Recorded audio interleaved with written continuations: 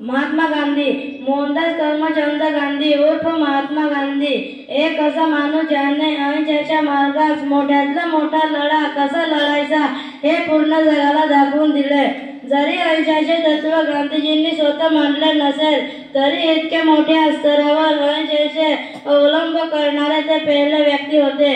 त्यामुळे त्यांचा जन्म 2 ऑक्टोबर जगभरात आंतरराष्ट्रीय अहिंसा दिन म्हणून साजरा केला जातो। रवींद्रनाथ टागोर यांनी सर्वप्रथम महात्मा म्हणजेच महान आत्मा ही उपाधी दिली।